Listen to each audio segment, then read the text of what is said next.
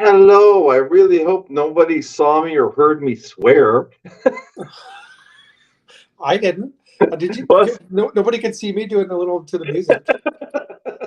Because I got lost. I'm just like, oh dear, I'm lost. I actually clicked out of it here. Hi, folks, and welcome to Off the Cuff Paranormal with myself, Daryl, and from south of the border. Parts unknown. I can't even like show you out the window because I seriously have a view of a brick wall. It's a beautiful view, honestly. Beautiful view of the great brick wall. And it's just hilarious. Amazing, Like I got this free room upgrade, and I was like, "Oh, cool! I got a bigger bed." And he said it's a quiet room, and I thought, "Excellent." And then I opened the window and I got in the room and went, "Not so excellent." But I still have the bigger bed, so. Yes, I am in San Francisco, California. San Francisco. What sport team is down in San Francisco? The San Francisco 49ers. You got the 49ers, you got the Giants, you got the Golden State Warriors, you have little ways down, you have the San Jose Sharks. That is true. Because I know my driver from the airport to the hotel asked me if I watch basketball, and I just went, no. I said, I'm from Canada, dude. And that answers the conversation right then and there. Right? What do you mean you don't watch basketball? So, folks, I guess what can we tell them? I mean, you went down to San Francisco for a very particular couple of reasons, didn't you? I did. I had a bucket list. I really wanted to go to this place, and everybody knows it as The Rock. I gotta ask. Did somebody walk up to you and say, welcome to The Rock? Oh God, I wish someone would. That would have been so cool. No, actually, the boat driver did say, I'll see you tomorrow morning. And we went, wait, what?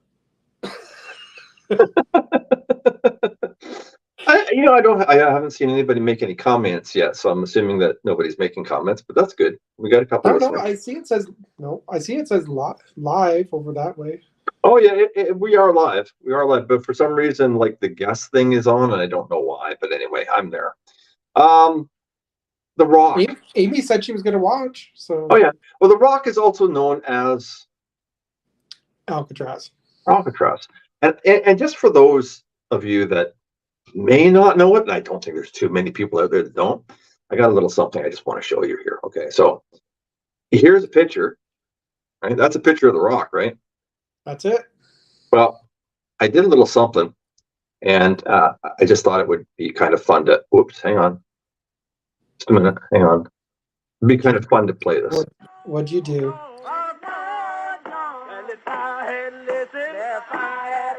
What the roses say, I could been at home, and the roses say, well, if I wouldn't listen, got to running around, first thing I know, I was till I found, well, I got in jail, with my poked down.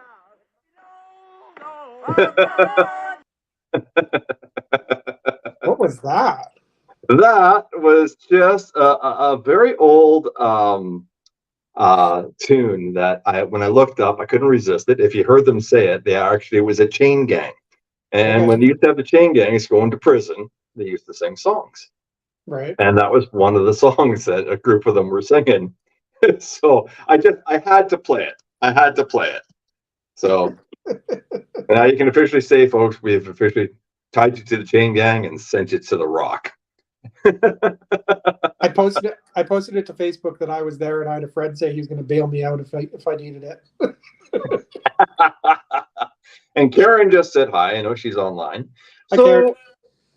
tell us a little bit about this adventure, Mike. I mean, I'm sitting back going, I'm like, wow, this is cool.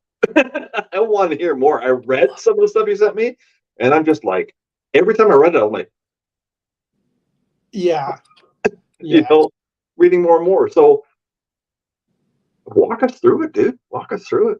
Well, I mean, I'm going to give you the really Coles Notes versions about the history first. Okay. So, originally it was native land. Well, I guess it still is native land, and it was taken over. The usage of it was taken over by the U.S. military and used as a U.S. military, uh, sort of still like a installation for the military, basically.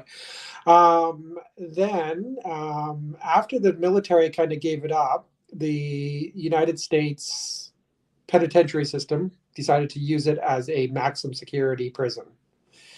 So they had to do some adjustments to it and whatever. But basically, the worst of the worst were sent to Alcatraz. They would send. What I was told at the tour last night was, and this was last night I visited it, almost 24 hours exactly. They basically put all these prisoners onto a train car, and they shipped them out here to the West Coast from parts all across the United States. And they basically they took them to a place called Tiburon, which is Spanish for shark. Mm. They loaded this train car of all these really bad dudes onto a barge, sailed it over to Alcatraz, and the waters are really choppy. Like, could you imagine being locked into a train car and you have no idea what you're even getting into? These guys were terrified. And they got shipped over there and put into their cells. And some guys stayed there for, about a year. Some stayed there for 20, 25 years. Holy jeez. And then I don't remember the exact years, but it was in 1963, I believe, they shut it down. That was it.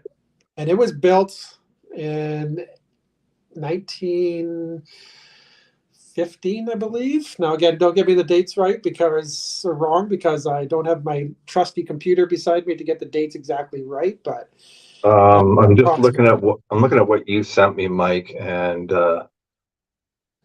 I actually don't see the.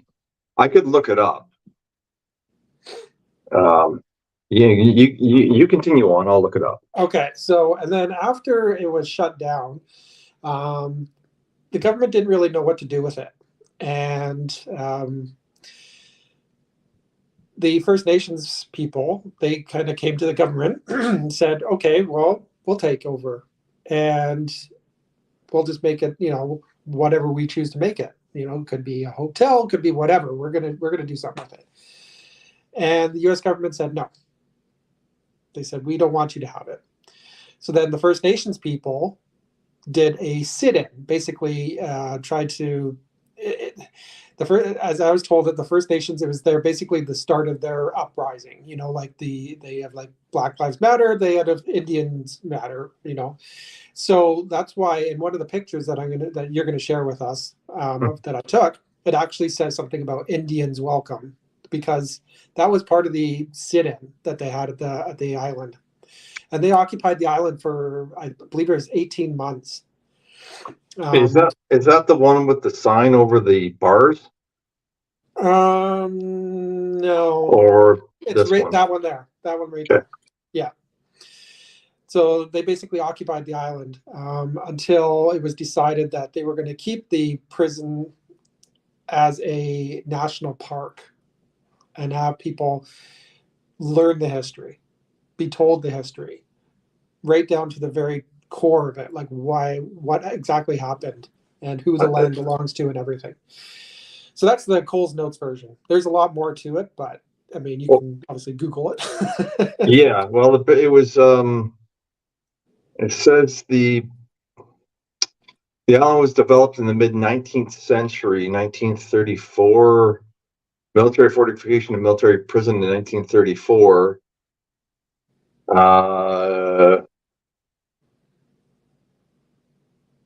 American history. The prison closed in 1963.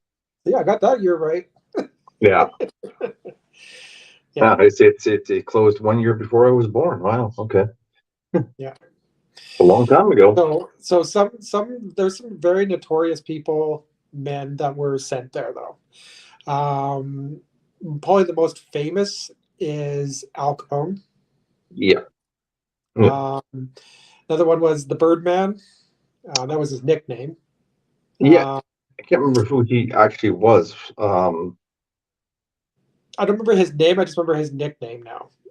Yeah, there was a there was a movie, The Birdman of Alcatraz, wasn't it? I don't know if that movie was about him, but I think anyways, so. possible. But you know, everything like I did the audio tour, and from everything that I heard in the tour, all the other inmates were terrified of him. Like they were actually afraid of this guy because he was so weird. Like he would walk around on his tippy toes. Like normal people just walk, you know, like heel toe, heel toe. No, this guy walked around on his tippy toes. Really? Yeah. John Frankenheimer. No, that was the guy who did the movie. Never mind. Mm. Robert Stroud? That's it. Wow. Yeah. Oh, committed murder in Alaska. It was a rebellious inmate fighting against rigid prison systems. Wow. He said, there's a whole story on him. I won't get into that, but it's a lot. No, there's like the audio tour is 30 minutes, and then basically I had about an hour to just wander around and do what I chose to do. So I ended up taking some video for our show tonight and some photos. And I have to apologize in some of the videos. When you have the sound on, you can hear some squeaking. It's my damn shoe. It squeaks. Well, actually, I hear more of the people. Well, which would you like to show these folks first? I don't know. Whichever. you kind of pick. I can just tell what it is. So. Well, I'll tell you what. We are gonna. Okay. Well, you saw photos first. You saw this one. You saw that one. So that one was taken yesterday morning before I even went over there. That's just from the mainland? Yeah. So that was, I was basically standing at the end of Fisherman's Wharf, and I kind of zoomed in a little bit with my phone and snapped that photo. I was going to say, because it doesn't look that far away in that photo. It's really not that far. It's actually only from the shore to the island, I believe was a quarter mile, half mile. Wow. Okay. It's not that far. It's really not. Oh, that looks a little further away. That one is a little further away. Yeah. Yeah. Doesn't look so big now. No, it's not a big island. The thing is, when you get off the boat, you actually have to walk up. The path that you have to walk up is a quarter mile long, and it's the equivalent to walking up 13 flights of stairs. So by the time I got up to the top where the prison cells were, I was exhausted. Well, you know, it kind of, from this perspective, it's really kind of neat because you look at it and you start to wonder, you know, are the 3 or whatever it was men that actually supposedly escaped Alcatraz, did they actually survive that crossing or not? Yeah. And I have some photos here of their actual cells that we're going to share on the show here. Okay. Well, we'll get to those. Then we have this one. Yep. So that's upon arrival. You know, it was the night tour. So we get off the boat, and that's the first thing you see. So that building there was actually not part of the prison. That was actually where the prison guards and their families lived, because they actually lived on the island with the prisoners. Oh, wow. Okay. With their kids and everything. How would you like to grow up there? Yeah, the kids were ferried over to school in San Francisco every day. Oh, wow. Okay. All right, let's go to the next one. Yeah, just another shot there of the same sort of thing, just showing the guard tower as well. That is the only guard tower that was actually manned 24 hours a day by gun Like there was someone up there with a gun. They Oh had yeah. other guard towers. They are no longer there, but they also were not manned 24 hours a day. Ah, okay. And Ken, he just said that Burt Lancaster played the Birdman in the movie, and he also said, "Oh, just a short swim away." Yeah. Yeah. All right. So that was that building there used to belong to the warden, and it caught fire and burned. That's all that's left of it.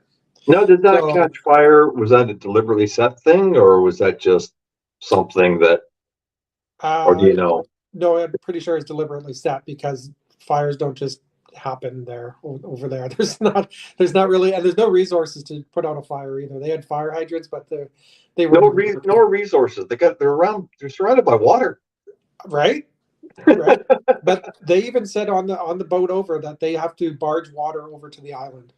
Isn't there a story about the warden's house? There is. So the thing I, I sent you today, there is claims of paranormal activity at that particular house. yeah, and I mean, I can come back on these if you want. No, go for it. You can get into it right now Well, because you can read it. I can't. I just got to try and find where they were because there was a lot to read in the for the warden's house. I just got to find out where it is here because I know that there was a picture taken in the warden house. Oh, there it is. It said reportedly even Warden Johnson. Oh, okay. Wait a minute. Let me just go back. Uh, give me 1 second here. Just gonna move over so I'm not hidden behind my picture. There we go. Even Warden Johnson, who did not believe in ghosts, once encountered the unmistakable sound of a woman sobbing while leading several guests on a tour of the prison. The cries heard by the warden and the guests were described as coming from inside the walls of the dungeon. Just as the sobbing stopped, an icy cold wind blew through the group. Since the 1940s, apparitions have been seen at the site of the now burned out shell of the warden's house.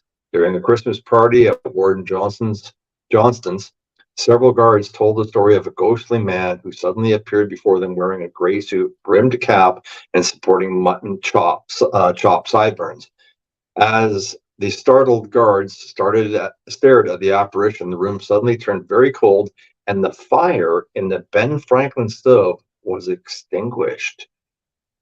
Wow. Less than a minute later, the spirit vanished. And it says oh no, that's the lighthouse. So I don't want to talk about that one yet. Holy jeez, that's pretty cool. That's pretty cool. So people apparently see on that building right there, if they are like over in San Francisco or they're on a boat around the island, there's claims of someone in that structure, and then they That's disappear. cool. That'd I be so didn't see cool. anybody. I can't see anyone in there. But, No, I haven't looked close enough at your pics, but I didn't see anybody either. Let me have. So that's the first shot. As we came into the main holding cell area. So this would be when a prisoner came to Alcatraz. One of the first things they do was get their shoes, get their blankets, and whatever for their cell. Mm-hmm. So there's shoes lined up on the back wall underneath the windows, and then there's personal effects that they're going to keep, that they're going to allow to have over on the left side. Right behind, and I didn't get a photo of it because everybody was crowding around it, but was row upon row upon row of shower heads. No privacy. Basically, you get down to your birthday suit. As soon as you get there, you get washed and get your clothes and get your shoes. Wow. Yeah. So that was where I actually picked up my audio recorder. Was right beside the showers. All right. This was actually outside of my walk up. It just looked creepy to me. I don't know why. Something about it. It's like it's just like someone was watching me from the windows. That's just always a creepy feeling, isn't it? Like, like we're walking up there as a group, and it's just like, it was almost like, oh God, here's more of them. I could see that too. So that was one of the first cells I took a picture of. Basically, to put that into perspective, put your arms out as far as you can reach and you would be touching wall to wall, 5 feet across. That's small. Holy crap, that's smaller than the room I'm sitting in. And in the roof, 6 feet. Really? That's it. 5 feet across, 6 feet high. Not much room for anything. You had that little table there. This one was missing the bed. You had a toilet. Some of them, I think there's a few other photos, but there's sometimes a shelf where the inmates would do some artwork, place it up on the shelf. And this was a standard cell. That's it. Nothing special. Yikes. Weird. There you go. Row upon row upon row. So Alcatraz never had less than, or never had more than 300 inmates. Never had more than 300 inmates? Yeah. Really? It could hold 363. That was the maximum it could hold. Oh, but it never had more than 300. Is that just because they never decided to take more than that? Or maybe they're just, that was just a magic number. Weird. So that would be basically when a prisoner came to the rock, that was their welcome gift, their bed. That's their bed right there, folded up. Nice mattress. You can see the shelves on the wall. I like the box spring. There's just not much to it. And none of these were like, they were all basically facing each other. So your view is of inmates on the other side. There's no windows. You can't see outside. The only ones you could actually sort of see outside from were the isolation cells, if you want to call them that.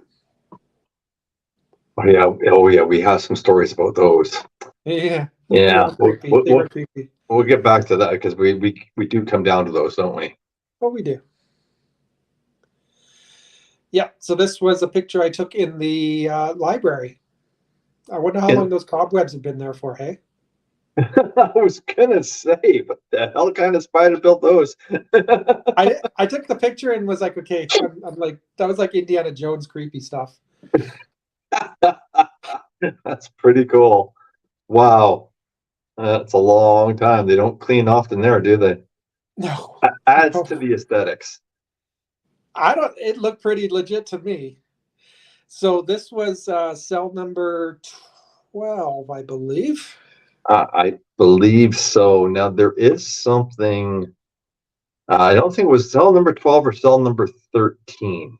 Well, 12 and 14 are supposedly, and these are isolation, like when one of the inmates does something really bad, like really, really bad, they put them in these cells. And 12 and 14 are supposed to be the two most haunted cells in all of Alcatraz. Oh, yeah. Okay, I got it here. Yeah.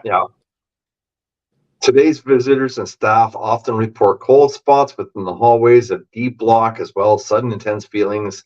Cells number 12 and 14D are the most active. Cell 14D is often reported to be almost 20 degrees colder than the rest of the cells on the block. Numerous psychics have felt emotionally charged impressions in the corners of the cells where punished prisoners were known to have crouched and suffered. These cells are so eerie that it is said that some park rangers refuse to go there alone. Cool. Weird. So what did I do? I went in those cells alone. Well, you do have a video of that, don't you? I have two videos of going into the isolation cell. So I have one video going into number 12 when it's a little bit more light out. And then I have another video when I actually was walking from the library and I went into cell number 13, which is not one of the more haunted ones, but I went into number 13 and it was a little bit later and obviously much darker because when I go in that cell, it just goes black. Yes, I noticed that. Yeah, I could not go into 14. They actually, if you look on this picture right here of number 12, you can see like there's the iron bars. Yeah. They actually had them closed in number 14, so you couldn't even enter number 14 exactly.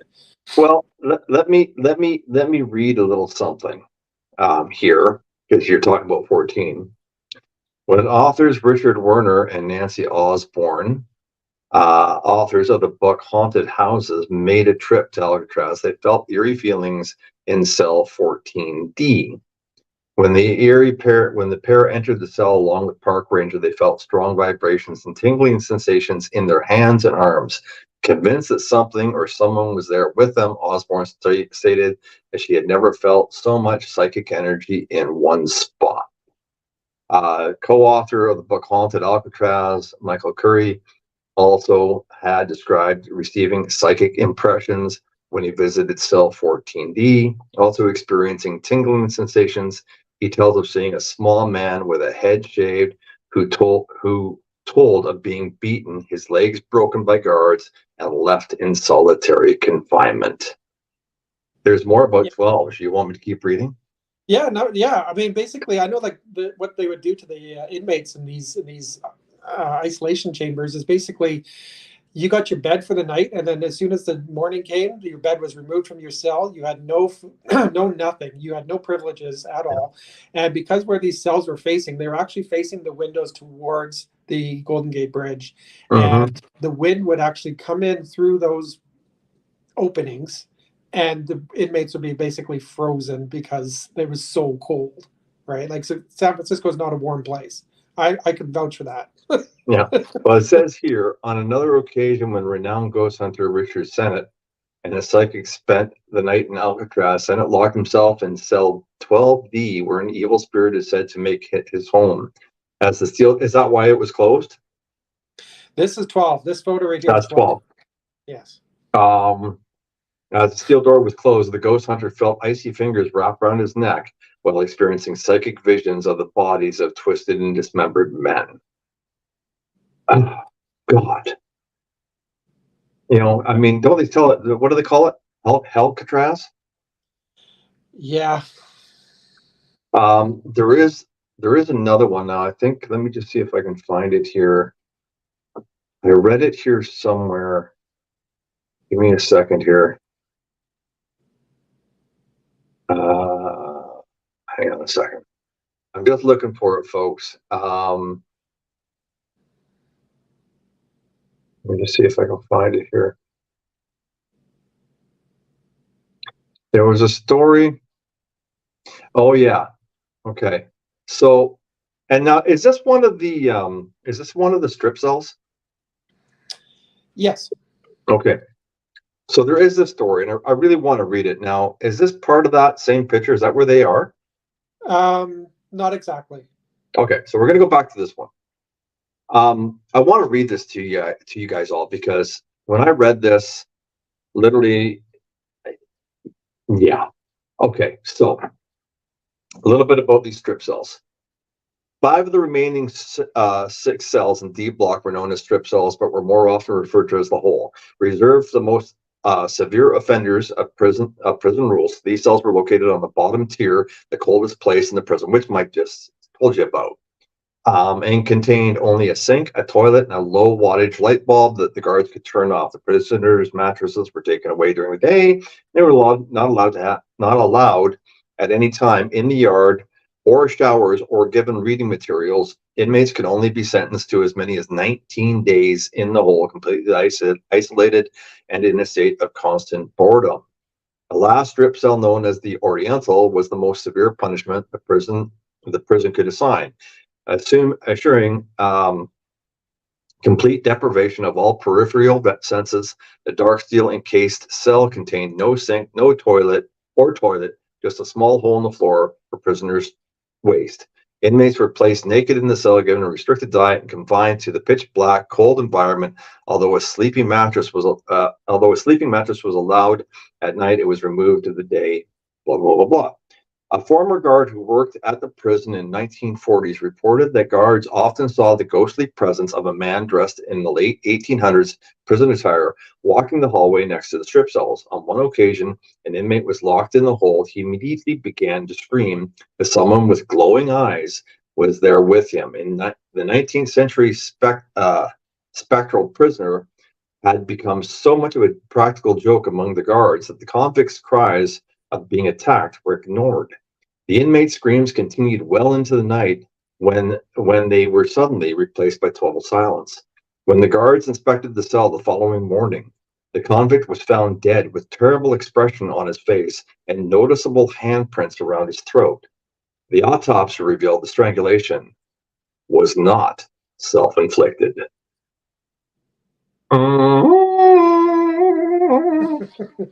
Creepy. Now, was the guard got sick of his screams? I don't know, but that's pretty creepy if you think about it. It's All creepy right. to think when you think about it, and it's creepy knowing that I walked in there, and Yes, it I is. was standing in the exact same spot. That's it. I'm leaving now. Okay, this one. So this is actually the it's like a corridor that runs behind some of the cells. You were actually alluding to a couple of prisoners that escaped. Three, Yep. I believe. Two of them were brothers, and one was another. Yep. And this is how they escaped. They got out through there. They dug holes or carved holes in their cells to access that, and that's how they got out of Alcatraz. Wow, it's pretty cool. Yeah. Oh, look at this. A lookalike. That's me. That's you.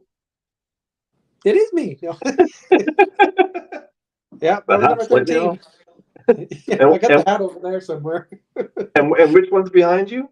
That's 13 behind me. Oh, that's 13. Yeah. Creepy. I couldn't read what was on the board.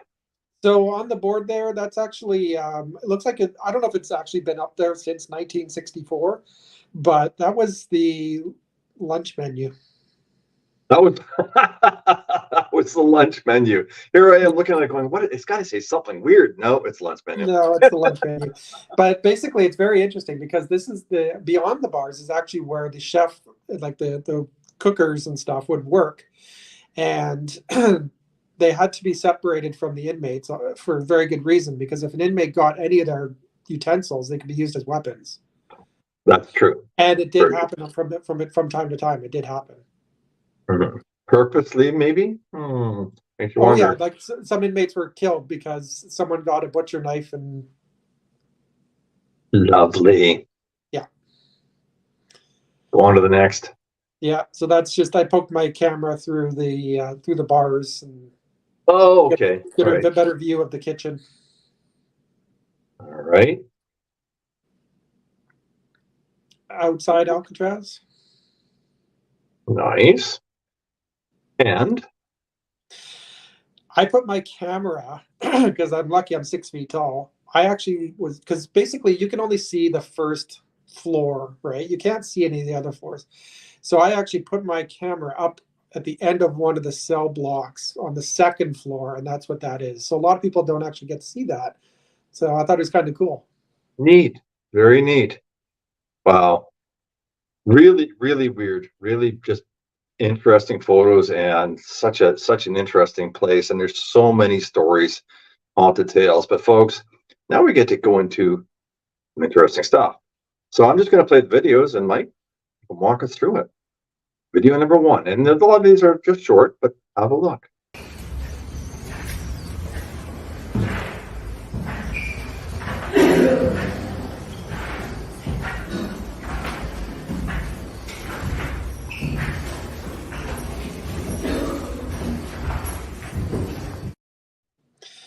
So that was cell number 12. That was okay. Okay. Creepy. Yeah. Not much in it. Not much in it. And those people walking past were not ghosts. That was a mother and her child. And did you feel anything while you were there? I did. Other than being looked at? No, it just was kind of. I actually felt more when I was in 13 because it was how dark it was, and we'll share that video in a minute. But no, I didn't feel much in that one. Just kind of walked in and looked around. Was like, this is kind of weird. I mean, it's an isolation chamber, basically. I almost wondered, just like being as sensitive the way I am, what I would feel if I ever walked into the place. I imagine you're going to be like, for you, you're going to like walk into these things and be like, stop and be like, okay, whoa. It's going to I be like don't know. overload. I'd have to shut it off. That's really weird. Okay, next one.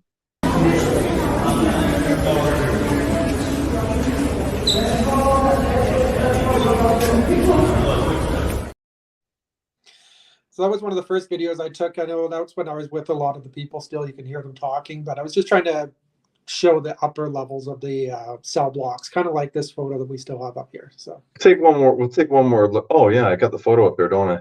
Yeah. Sorry, I will remove that photo. Oh, look at that. It's gone. All right. Let's take a look at this.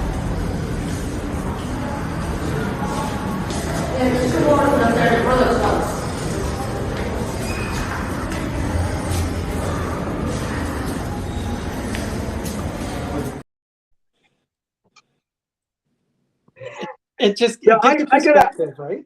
No, but I got to ask you. Okay, I'm assuming there was a lot of people around you at that shot, or no?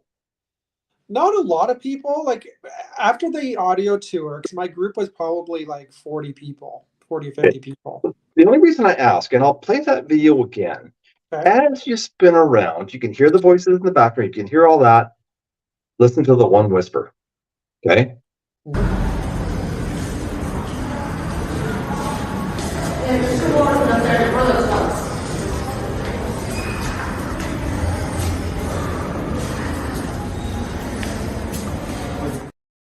Did you hear it just before the end of it?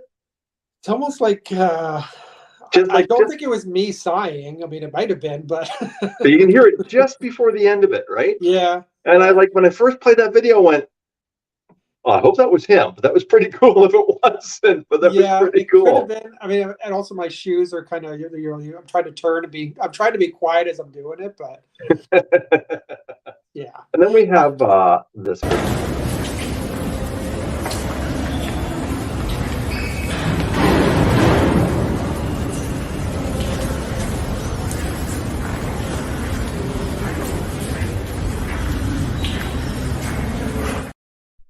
I try not to get dizzy as I spin around on these. Right?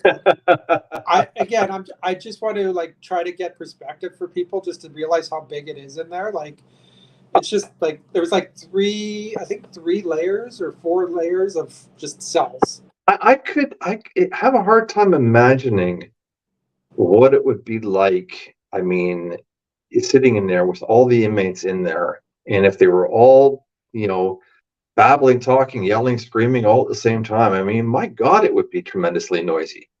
Yeah, and when I did the audio tour, I was actually saying stuff like, at night guys would just lay there, you couldn't fall asleep right away. Like, who can when you're so many thoughts going through your head, like all these people around you. But if you weren't asleep and you heard other guys fall asleep, sometimes you'd hear people talking in their sleep, you'd hear them crying in their sleep, you'd hear them grinding their teeth. Like, that's how quiet it got, where you could hear all these little sounds. Oh, wow. Yeah, like people snoring and people just, when you have like 300 guys and they're all doing different things that people do in their sleep. It would drive you nuts for a first while, wouldn't it? You would think. Wow. Especially when you're used to a lifestyle of whatever you came from, right? Like, you wake up, you go to bed, you have a roof over your head, you have a life. Yeah. You do something stupid, and now you're going to be punished for it, and you're sent to this place. And the crimes that they were sent there for, I mean, some of them were, like, they weren't all murderers. No. I mean, Al Capone was there for tax evasion. Yeah, that's true. That's true. Right? Some guys were there for kidnapping. A bad crime, don't get me wrong, right? That's a terrible crime. But they didn't murder anyone. There's guys there for all kind of counterfeiting. There was guys there for counterfeiting. Like,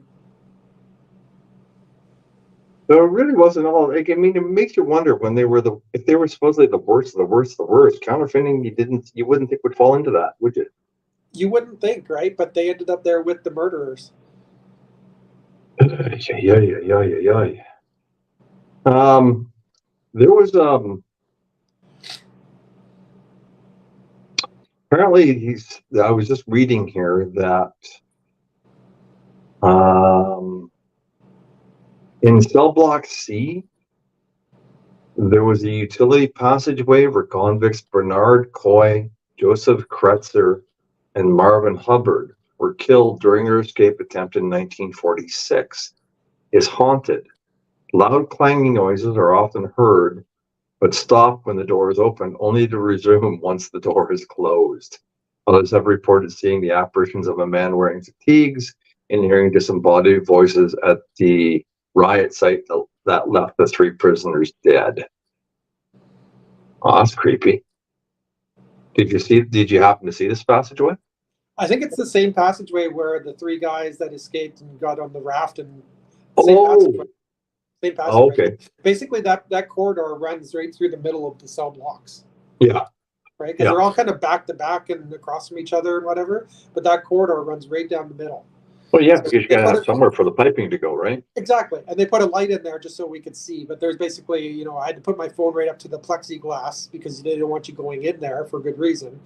And I put it right up there and it got a great shot, right? It just kind of shows, right? Like I definitely I'm not as sensitive like you are, but I definitely got a creepy vibe from looking down there. I was like, like, no thanks. Okay, here's another one.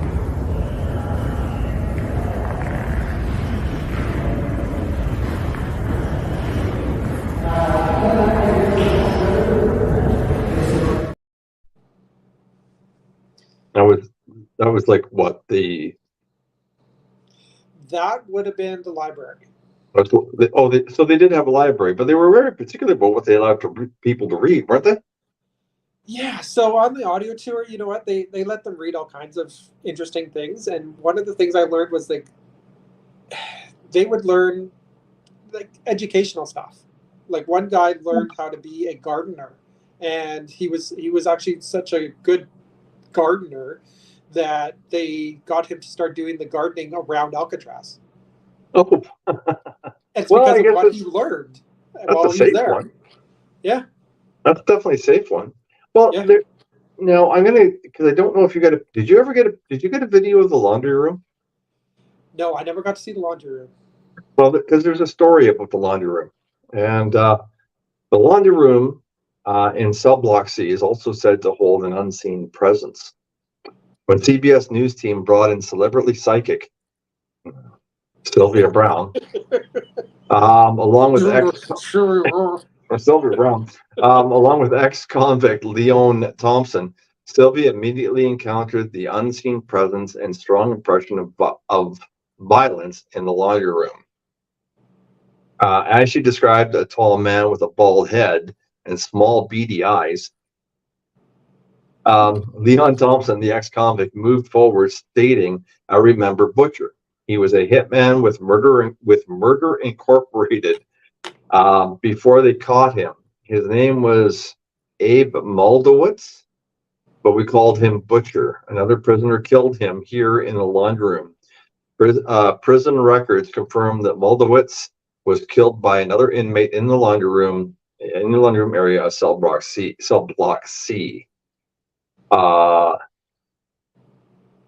Also in the old hospital ward, park personnel would often heard voices and screams of inmates who were often secured to a table until they were calmed down.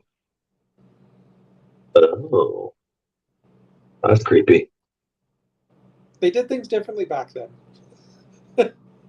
Yeah, just a little. Just a little. Just a tad. Just a tad. Well,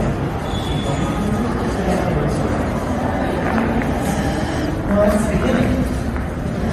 Well, this is the beginning. I'm going to see the side.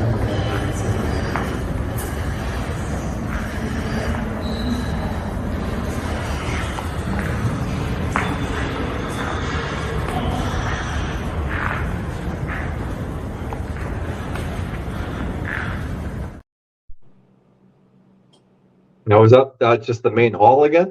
Yep. Yeah. Yeah, I just they call that Broadway. They call it Broadway. All the stars. You Oh, came in there when you would come into the prison, you'd be walked through stark naked, holding your clothes in front of all the other prisoners until you went to your cell. oh my God. Oh, that's worse than poor Christy walking on Game of Thrones to the city, man. Holy Jesus. And all the other Wow. prisoners would hoot and holler and whistle and cheer and yeah. You know who you belong to. It just have you ever if anyone's ever watched the Shawshank Redemption, that's what it Sure. reminded me of. Wow. I think I just lost which video I was on, but I think it was this one.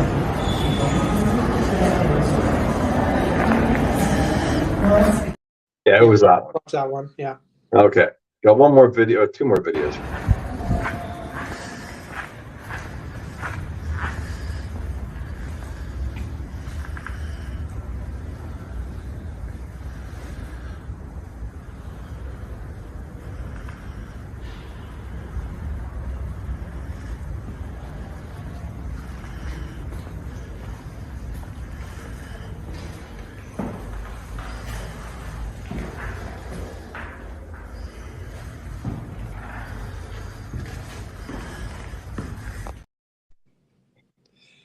So That was 12. That was 13. Oh, that was 13. Bad luck number 13. Yeah. That was all, I had to think about that. When I saw that video, Mike, I had to think. I mean, they were talking about deprivation, like taking away everything from these people. Like you're nude, you're lying in a cell, you got a hole that big in the floor if you're lucky to aim, and if you're a good aim, you're good. If you're not, forget it. I mean, it's just nasty stuff. And it made me wonder. We sit here and we do paranormal investigations, and we deliberately want to go out and deprive ourselves of other senses to see what we encounter. Can you imagine these guys had no choice in the matter? Exactly. And what either their minds could do to them, or what, who knows what was really there. Like, could you imagine, like you saw how dark it got, right? Oh yeah. And it was 8 o'clock at night when I went into that cell. So not dark outside yet. Yeah. As soon as I entered that cell, it was dark. It was pitch black. Yeah. Now, did they leave people for more than? I mean, I was reading on the other solitary ones that they were leaving people up to 19 days. Yes. Is this one of the 19 days, or is this one Yes. the one that said like 2 to 3 days max type of thing? No, this one was one of the 19 days ones. Oh my God. Yeah. I mean, you can imagine why there must be like restless spirits there because of all of this. I mean, it's enough to just stymie you what they went through and what they were put through. I mean, I guess you could, if you look at somebody and they murdered people and whatever, and did all that, then you probably don't feel sorry for them as much. But if somebody was just like a nasty person and all he did was like steal money, did you really deserve that kind of treatment? I think it all comes down to like when you were put into solitary confinement, it wasn't necessarily based on what you did to get into Alcatraz. It was what you did while you were in Alcatraz. Well, that's true. Or on the flip side, what you did, because a lot of these guys came from one prison to Alcatraz, right? So some came from, say, okay, yeah, I know what you. Yeah, somewhere down the highway in California here, where like Johnny Cash did his big concert. So say someone gets transferred from there to here, and then while he's here, he does something really stupid, like he gets in a fight and he cuts some guy's arm off or kills someone. Yeah. Guess where you're going? The hole. You're going in the hole.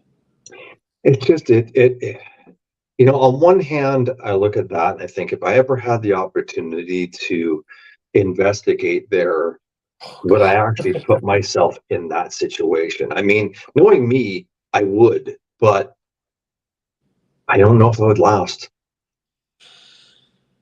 I don't think I could either, to be honest with you, Daryl. Like when I was looking at the time and I knew that the guy had to be at the boat for 8:30, I was kind of like, okay, I'm happy to go now. Like I want to come back, but at the same time, it's like I know Kay, she's been there before, and she said it's like eyes watching you when you leave, and it is like that. You do Like feel like you're being watched. like you're being somebody's watching you leave the island. Yeah, So now, is it like somebody or somebody's? somebody's like it's not Somebody's. just one. It's not just one person watching you. Definitely not. That's just. I'm sorry, but that just gave me the willies, and I'm sitting here, man. I've never been there, and that Right? gave me the willies. And it's like it's when we do our investigations, we kind of have an idea of who it is that's there, right? We generally know that they were probably pretty average people, pretty decent people. Yeah, You know that these guys were bad. They committed crimes, whether it was a petty crime or a big crime, whatever. They were yeah, not good people, and their spirits, their souls, or whatever, there's something there that they left behind. definitely. And I mean, it makes you wonder, though, is how much. I mean, how much might be intelligent there, and how much. I mean, I would have to say there would be probably just a ton of residual, but there's got to Yeah. be. Like when Intelligence. when I sat down on a bench in the mess hall basically, and you hear stories on the audio recording where there was someone got a knife and someone just started slicing away at another prisoner and killed them. And I'm sitting there looking at the floor, and I'm like, all the feet that have been on there's blood spilled on that floor, there's been whatever spilled on that floor. Mhm. And we've talked about it on the show before where you touch something and the energy that's there. Like I didn't want to touch the floor with my own hands for two reasons. One, the floor is probably dirty, but because it was like the energy must have been like tremendous. Well, that's yeah. I Right? Like 100%. I didn't touch a lot in there, to be completely honest with you. There was not a lot I wanted to touch at all. Yeah, well, me, I'd be like, oh, Right?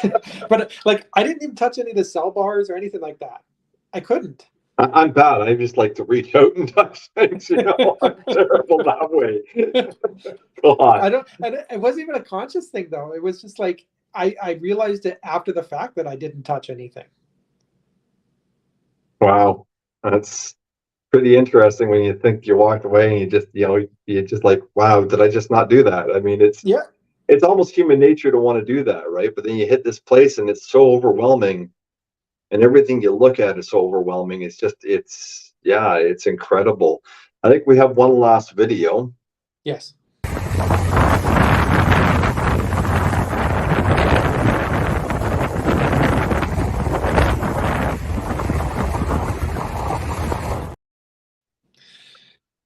So that's a video I took today, this afternoon, actually, and it's making its approach to Alcatraz. It's kind of what if you were maybe not necessarily coming from San Francisco, they usually come from the other side and then around, but I digress.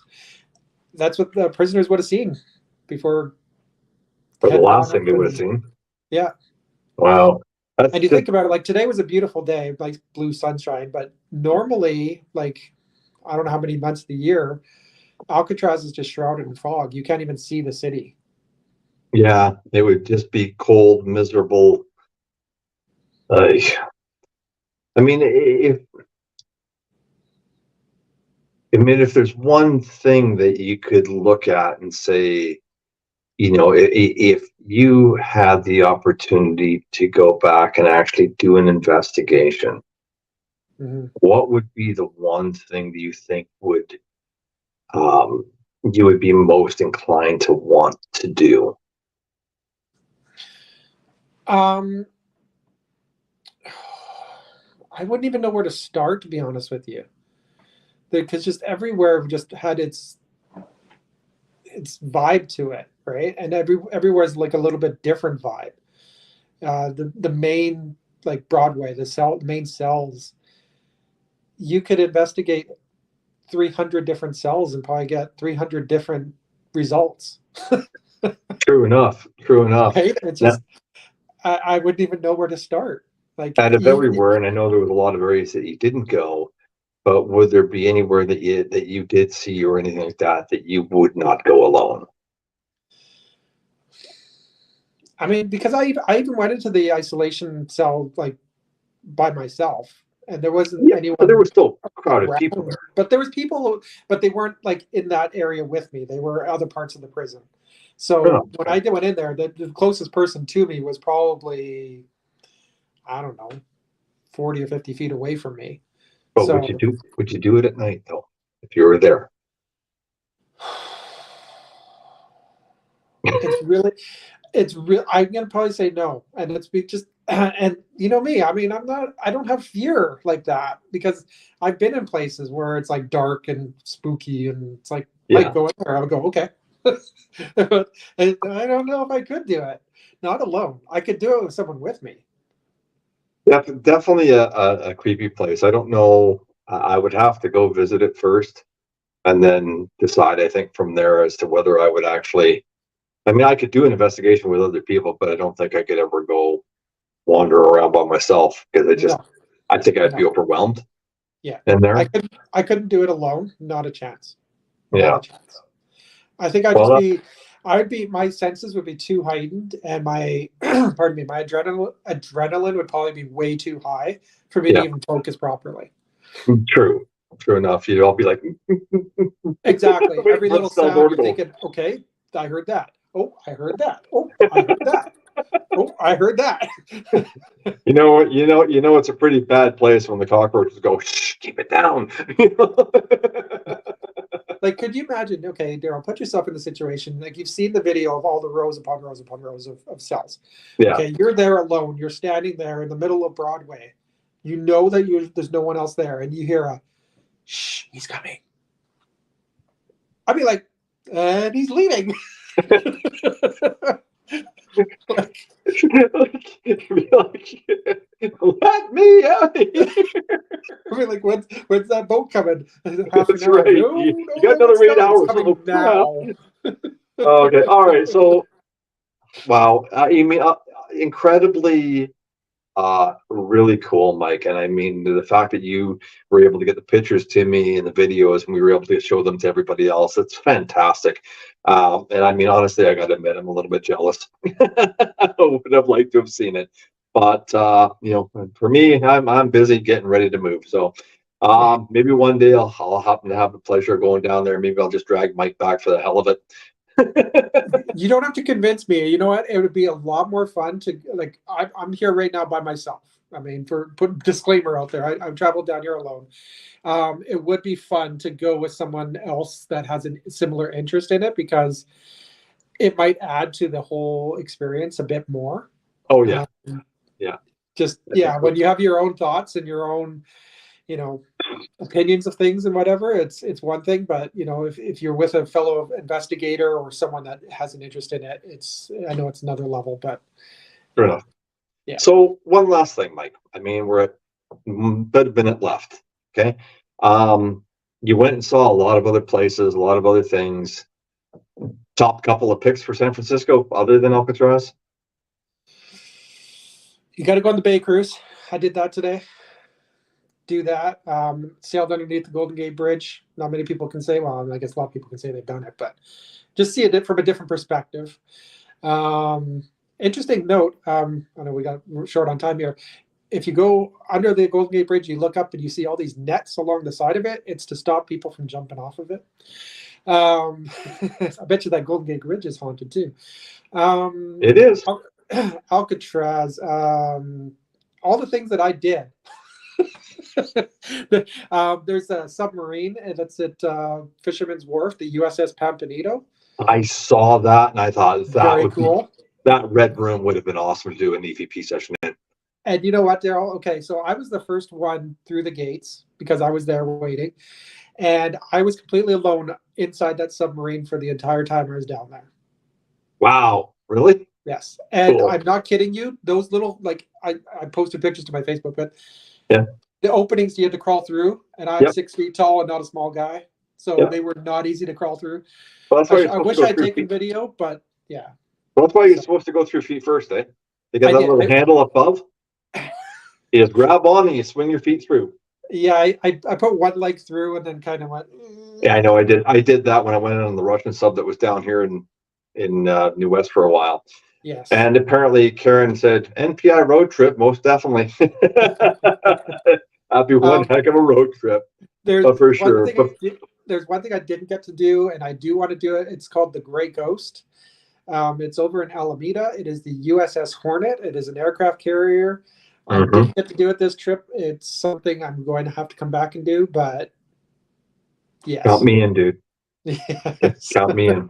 I'm not missing that again. I'll do Alcatraz with you and the Gray Ghost. How's There that? you go. There you go. go.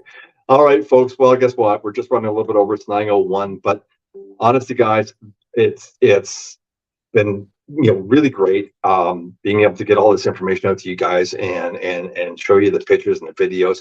And Mike, so glad that you went down there and were able to share all this. It's fantastic. And you know what? Have an awesome, safe trip back home. And we'll see you back on our own soil tomorrow sometime. Yep, I'll be home this time tomorrow night. All right. Well, that's awesome. So from myself, Daryl, and Mike in San Francisco. we want to say thank you all for joining us on Off the Cuff Paranormal, and we'll see you in a couple of weeks. Good night, everybody. Good night, everybody.